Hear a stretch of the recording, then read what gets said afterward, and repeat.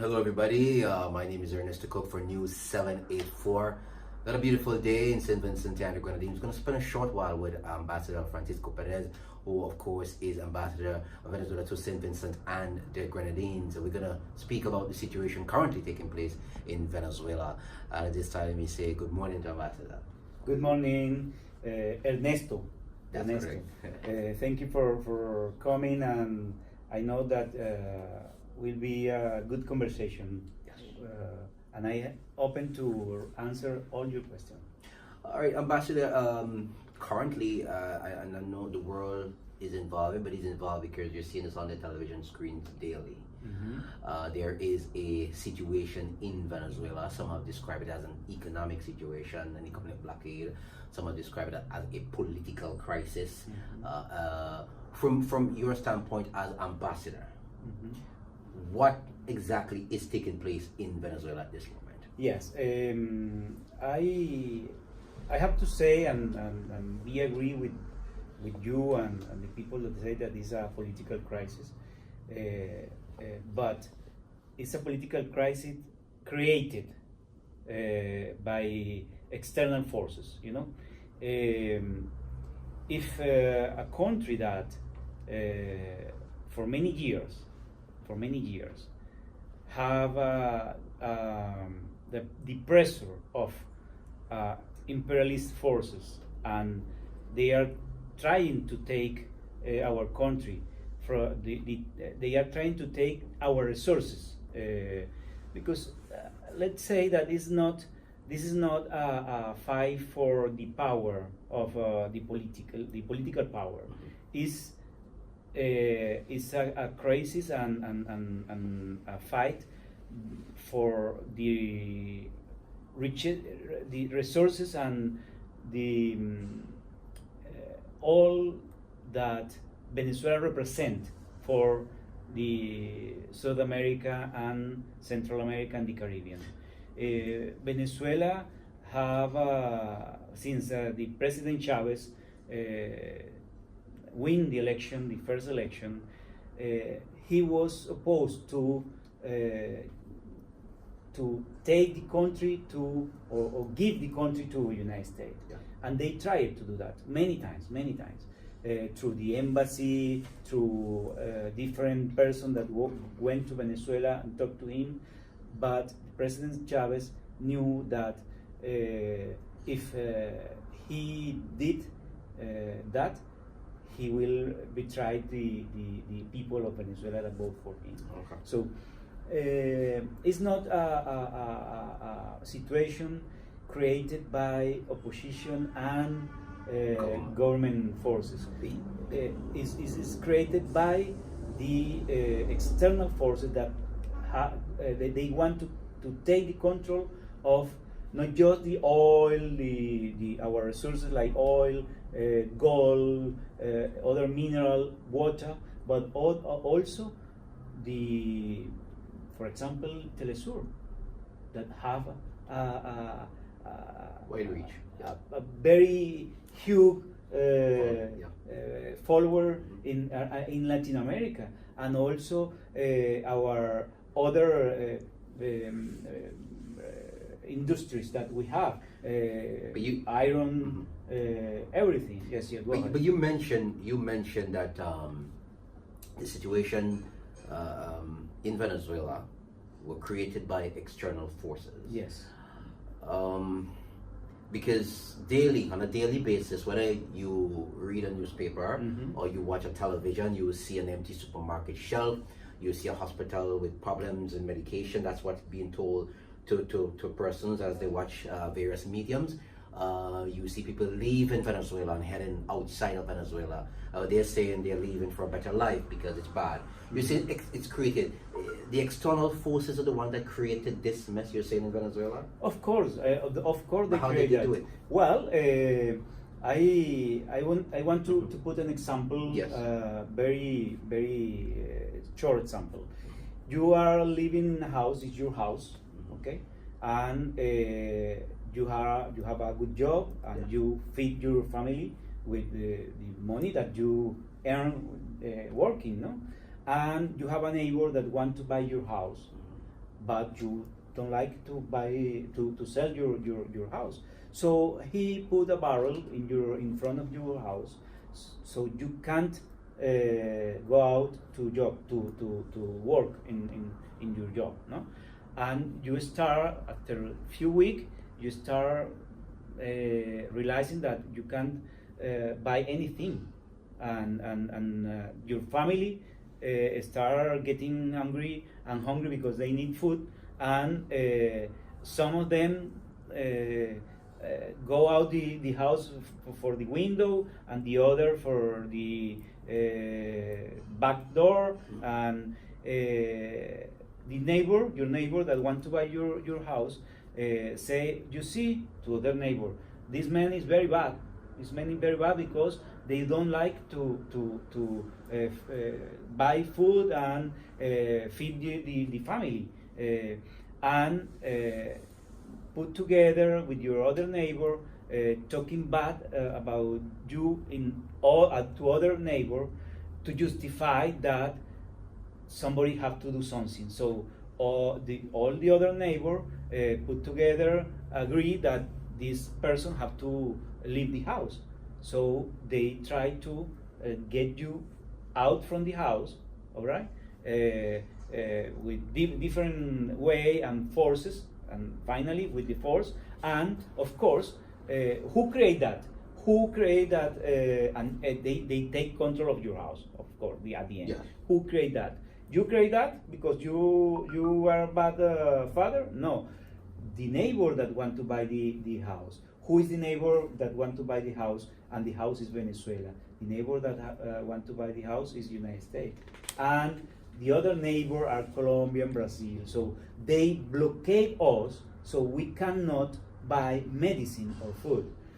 Even with that blockade, the President Maduro are doing what he have to do to maintain the food in the shelf of the supermarket. And we have food now. Yes. We have food. There's food in Venezuela. In Venezuela. You go, I can show you some videos that was made not by Venezuelan, by Spaniards or British or United States person, and that video show the food in Venezuela.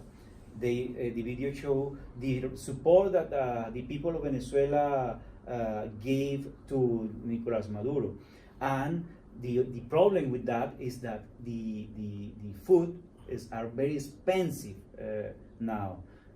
And the reason is because we can have the currency to buy. You say that because of the economic blockade. The economic blockade. Many persons have said that the issue that Venezuela is facing was created not by America but by Venezuela's socialist policies. And they've took their oil money and lauded it around the world to people for friends. And basically there's cited a lot of corruption taking place in Venezuela within the government, and they're saying that is the cause for Venezuela poverty situation now, and that America is only trying to help the situation by having their people get. How do you view let me start telling you that nobody asked for help to the United States. Nobody. In Venezuela, the president, the government that have the only he's the only one that can ask for help to other country, because this is the diplomacy and the international relation. Government to government ask for Yes. help. The government of Venezuela didn't ask for help. It's the first thing that we have to do. You talk about the corruption. Yes, in Venezuela we found some individuals corrupted, and let me ask you something. Maybe you don't know, but most of the corrupted people that Venezuela had in the past, where they are now? Where they are?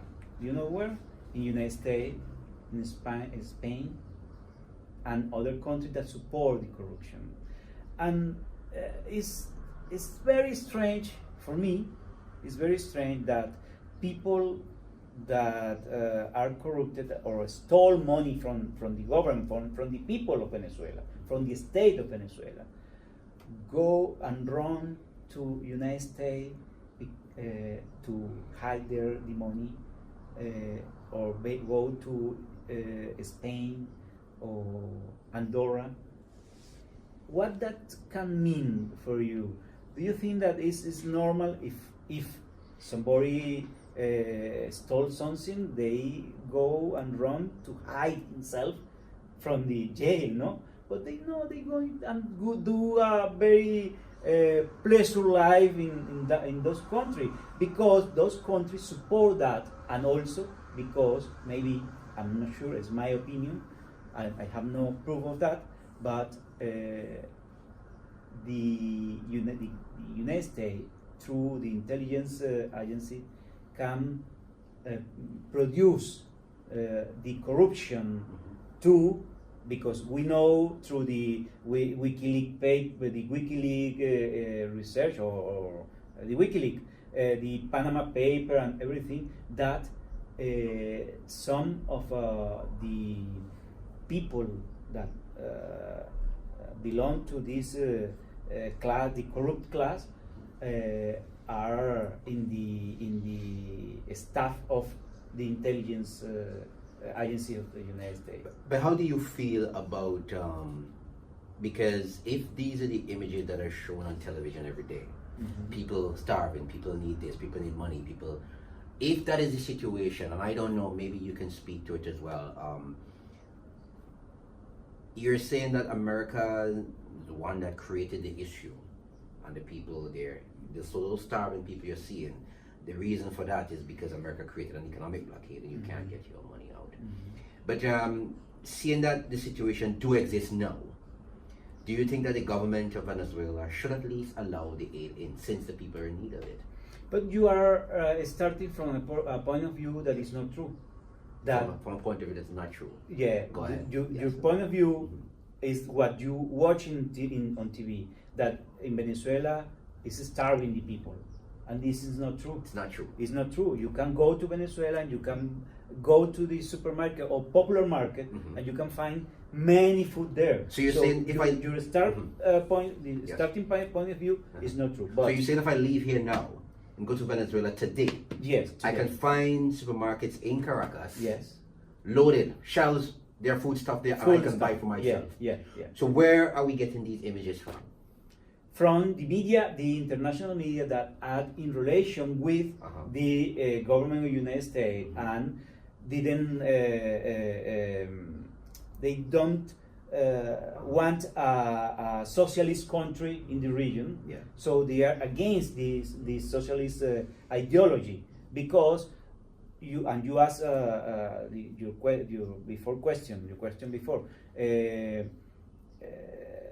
Venezuela is trying to build a way to socialism, and of course that way is not easy, no? But this represents a risk for United States, because what Venezuela did before with President Chavez in the presidency, and now with Nicolas Maduro, was share the richness of our country with the people of the Caribbean and Latin America and Africa that needed that support and that help.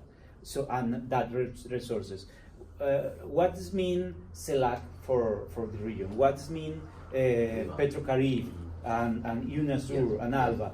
That means that Venezuela and other countries from of Latin America are agree with help other countries that need support, and that means that United States, Venezuela took the influence that United States have in those countries from the Caribbean and Latin America, and the United States can't be agree with the how you say cannot be agreed with the way that Venezuela is giving a different life to the people of the region. Yeah. Last question on this whole situation, this situation here where we're currently talking. But let me finish with this. You mentioned the media. No, but I was asking if the images, where are they from? Since we're seeing them on our television screens, are they manufactured? Yeah. Are they manufactured? Are they yes. real? You can go to Venezuela if you are from the media, the corporate media, Yes. International corporate media, and you can find in one place in Venezuela somebody eating from the garbage. You can find somebody. Yes, yes, you like, can find. like almost any other country on earth. Exactly. Okay. But if from this to say that in Venezuela the people are starving is a big distance, a huge distance, and also the humanitarian crisis that they want to create, or they try to create in Venezuela. The Red Cross say that there are no humanitarian crises, and say the opposition in Venezuela and Colombia and the United States don't use the word humanitarian, because there are no humanitarian crises. You can read in other media. So there's no humanitarian crisis in Venezuela. There are no humanitarian crises in Venezuela. So all that we're hearing about humanitarian Yes. and the violence and everything else, you're saying basically this is just something manufactured from the outside. Is manufactured, and the think tank that produce that are in the north, and in the intelligence agency that have United States. I'm really sure about that, because it's a very the plan was a very good thought. All right, you use media to create this stabilization and to create people that are very angry, because you show, and also to other, not just the national media, the international media, because you want to take off the support that other international other countries have, or the international community have with Venezuela. So you have to create that. How do you create that? Showing through CNN, BBC, and other media, CBS, all the international media that are aligned with the purpose of the United States, and the aim of the goal of the United States to take President Maduro from the presidency. Tell me about. And now that you mentioned that, tell me about Juan Guaido. Tell me about him, a little about him. Does he have illegitimate reason to claim presidency in Venezuela? Well, let me tell you first that Juan Guaido was a very unknowledge person. He didn't exist in Venezuela until he was named as a president of the National Assembly. So nobody knows. So he did not run. Let me get this clear for the people, the Vincentians who are watching this. Yeah. You're saying to me he did not run for office anywhere in Venezuela. Did he run for office? Let me tell you, he was, as far I remember, and I know that because I read so much. But people that live in Venezuela normally, they doesn't know that he was running for the primary election in his party for one state in Venezuela, and he lost. That primary for the party. I mean, inside his party, nobody wanted him. Nobody liked him. All right, so he lost for the Vargas state. After that, he was the third in the line for the Congress. We don't call Congress National Assembly. Right. It's the parliament. No, he was the third in line. So when the one didn't go to the parliament, go the second as a substitute, and when the second doesn't go the third one. Yes. So he was the third. So the only one in Venezuela that go for election is the third one. The other are part of his team. As part of the team. Yeah. Right. People know that they are going there, but they didn't vote for him or for them, just for the first one. So nobody knows him. But because the United States needed some person, and he was training 10 years in United States. He was trained in the United States. Yes, Okay. and the As a they what? have approved. Engineer? No, Oh. training to do what What's happening now? he's doing now. Yeah, Okay. to try to take control. Mhm. All right, and now I think is from my point of view, United States is realizing that they make a mistake, no, because all the signal Mhm. that the United States send is that they want to leave alone that person. You can ask why? How is that? All right, let me explain you. They started with the humanitarian crisis, and they say we are going to send aid to Venezuela, and if Venezuela doesn't like to receive the aid, we are going to use the force to do that. The United States say that, and we are going to use military forces to ensure that the aid arrive to Venezuela. The aid arrive, the food, some food, a small quantity of food and medicine arrive to Colombia, and now the United States say, well, the food is there, the aid is there, I'm not going to help you to go to Venezuela with the food. And Colombia say, I put just the container to save the food, but I'm not going to send. So you have to go and arrange everything to put the food and medicine in Venezuela. Yes.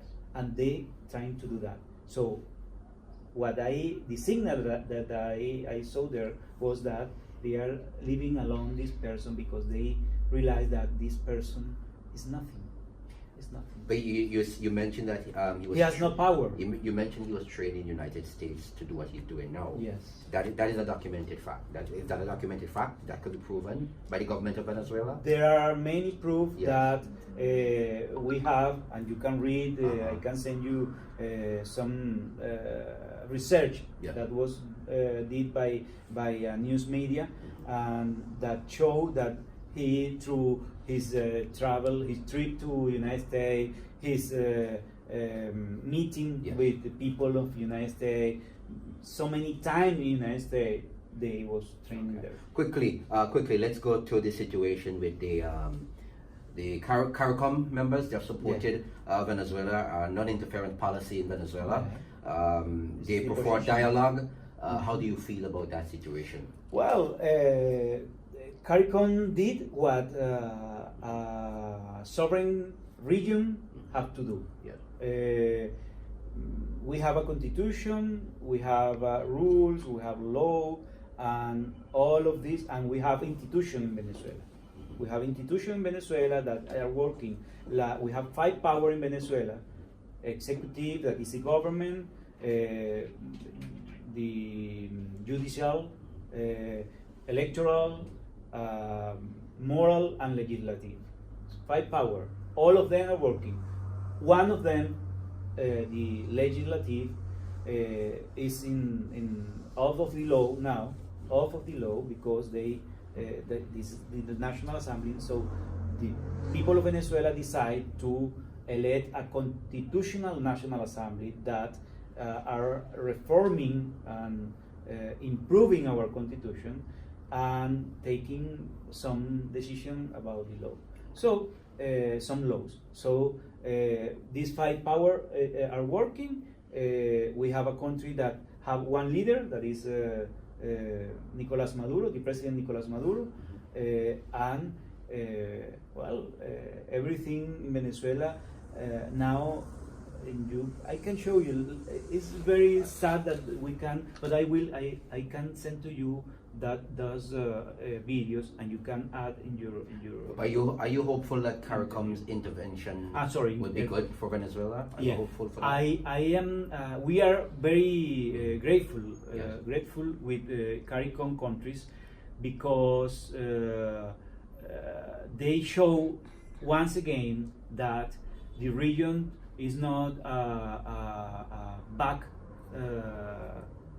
patio of United States, and CARICOM and the leader of the CARICOM, through a meeting that they did, they took the decision together to support Venezuela for a dialogue and a good solution to the situation that we have. Okay. They want that the two government and opposition sit together. They mention 4 steps, and one of those steps is to sit together, talk about the situation, and take decision of that.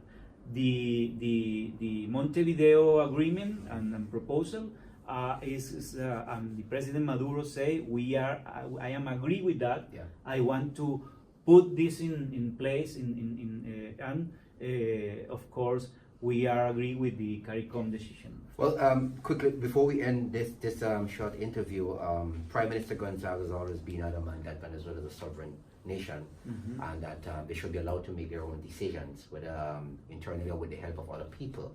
How do you feel about that? And there's also the embassy here, you're in charge of course, has a book here where Vincent could sign the name, you know, in solidarity with the Venezuelan people, or to let the Americans know that, look, you know, non-intervention is the best policy and the way to go. Yeah. You can tell us a little bit about that as well. Yeah. So quickly. Well, very sure. We are the government of the Bolivarian Republic of Venezuela. Is very grateful with the Prime Minister Raul Gonzalez for all the support.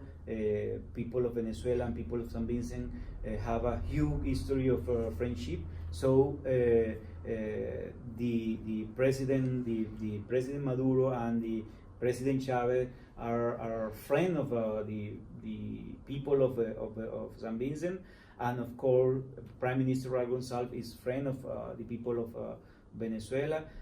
He always mentioned, and he always is a moral and ethical position that the people of Venezuela have to solve the situation, and not other external forces can intervene in that.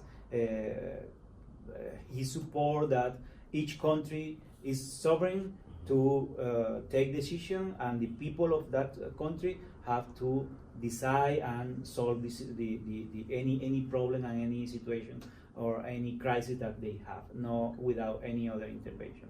About the book, yes. We have that book since Monday, 11. We are asking the people of San Vincent to come to the embassy and sign the book. The book is, the signature is supporting a letter that Nicolas Maduro, our president, sent to the people of the United States, explain the situation and asking the people of the United States not to support the policy of United States, the policy of Trump, because it's not the policy of the United States, the policy of Trump to intervene in our country in any way, not just military, but also in the political, in the social, in the cultural, in any issue. Have the Trump government intervene in Venezuela. So we are here from Monday to Friday with the book. You can sign the book from 9 until 5 o'clock. And even more if we are here, because we have the institute and we finish the Venezuelan Institute classes, Spanish classes at 7 o'clock. So we are open until that time. So are all of you invited to sign our book. Thank you very much, Ambassador Francisco Perez, Venezuelan Ambassador to St. Vincent and Grenadines. Thank you for watching.